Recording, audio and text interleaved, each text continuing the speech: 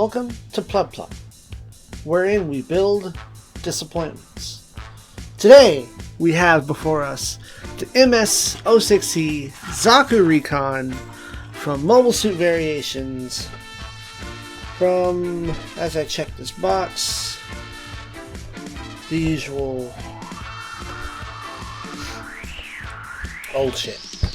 I swear I saw a year on this somewhere. It's not on this box, but here's our box. Once again, sign of age when I purchased this less than a year ago.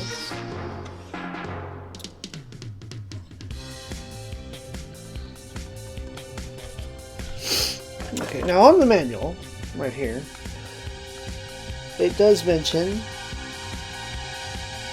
1983.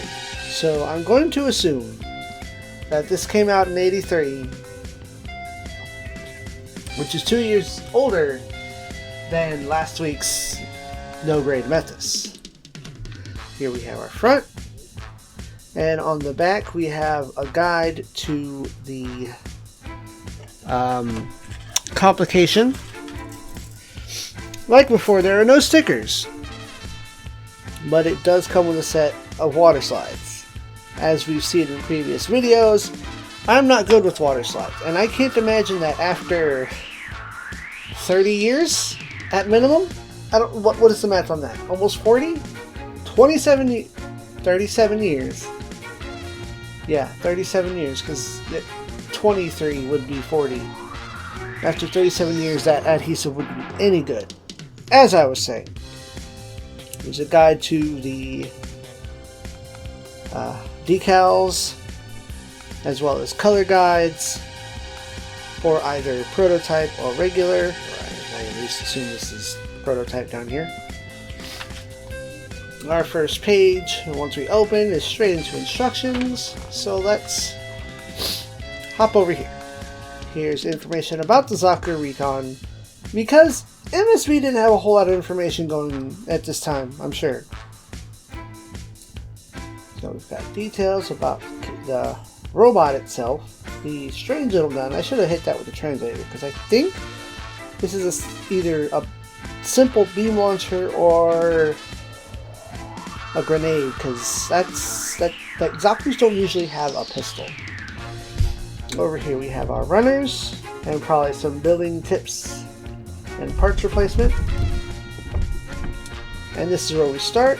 We start on the waist itself, where I like to start, followed by parts for the arms, the head, and then back here on the back side we have our feet and legs, the torso, which I want to note that this inside torso piece right here, that's a really interesting construction method that I like. Unfortunately, it doesn't turn out very well.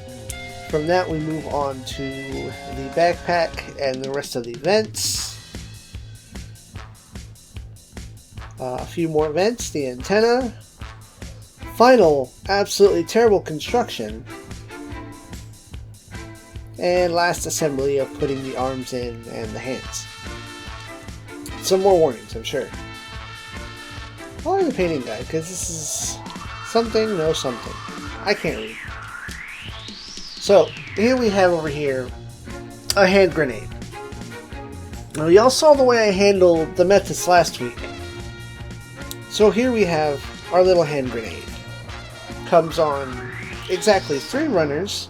Like last time, they are simply numbered 1 to, I think, 80 something. All 3 runners are in the same blue. There are no polycaps whatsoever. And thus, it is its own set of problems.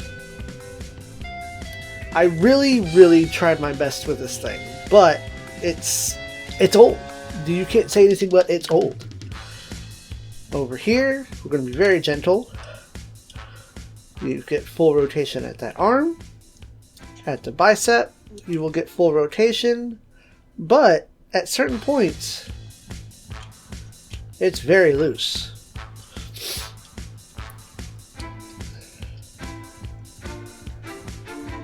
At the interchangeable hands, you get very careful rotation, and I wouldn't go messing around rotating them too much, because depending on your construction, or my construction, you separate your parts, and it's all glue. There's like hardly like the tiniest little pin-sized hole to fit parts into, and not all parts have that.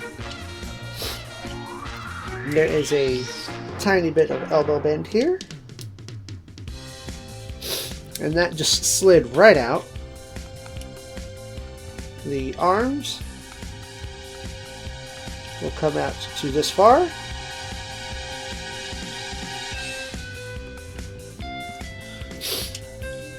There's zero waist articulation, and the legs, I have to be incredibly delicate here, because you could watch me break this kit on camera right now. I will leave it in. I will not edit that out. Here's your back kick. That is your knee motion. You get more front knee than back knee, and I did not construct that wrong. And here's your front kick. So that's that. Some of the... I skipped the head because due to the construction, you get no head articulation whatsoever. Now, I'm going to grab a tool real quick. Suffering with my allergies. To at least show that inside the head, this mono eye here does move around. You get that all the way up.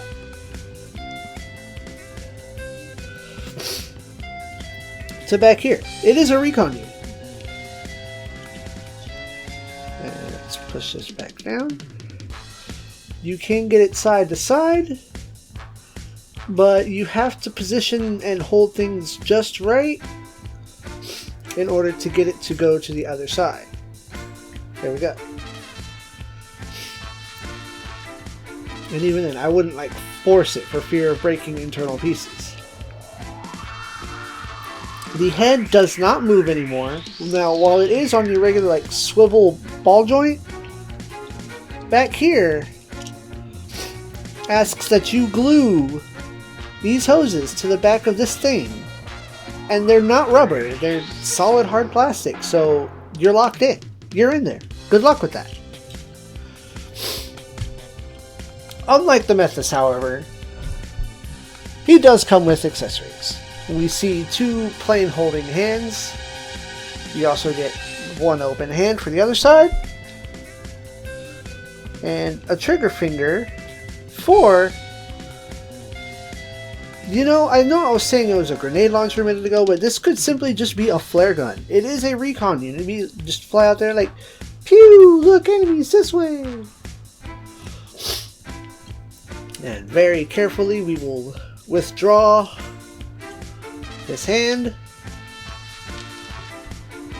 and slide that right in there. Now, I believe the instructions might have explicitly said to glue these parts together, and I thought about that, but it slides right in, so this is fine. The other problem just being that the arm slides right out. And I'm sure you could do things to solve that, but I'm not going to.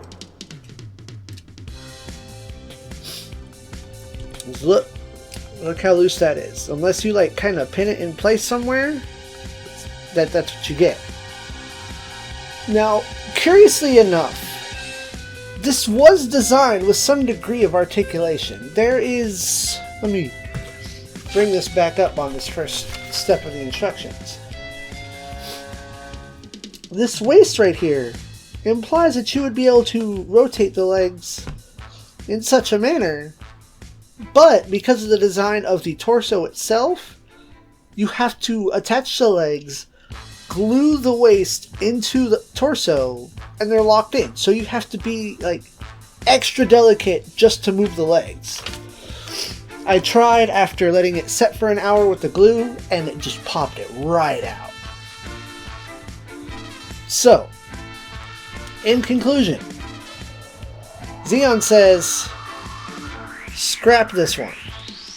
Now, once again, this is a kit from 1983, but not 2 years later did we get more color from the Methus, but I feel like we got more secure movability. It's probably when they started implementing the polycaps into some of the joints and the moving parts.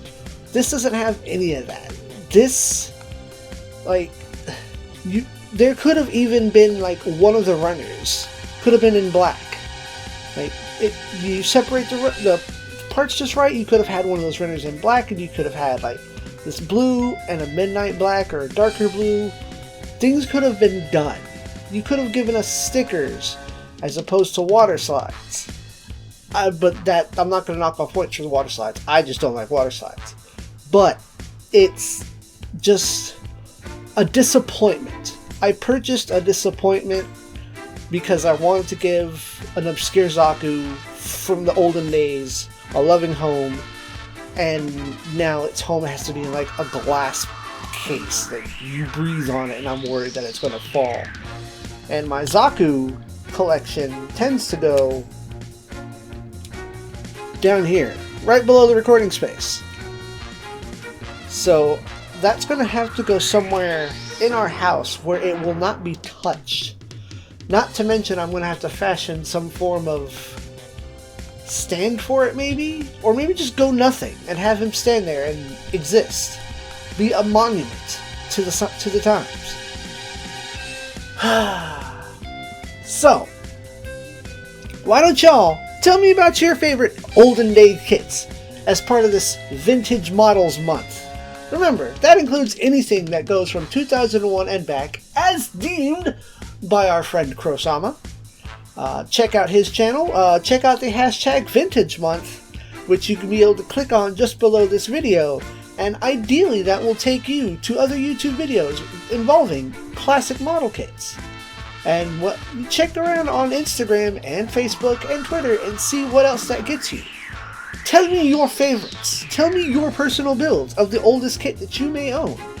Hopefully you own something almost as old as this.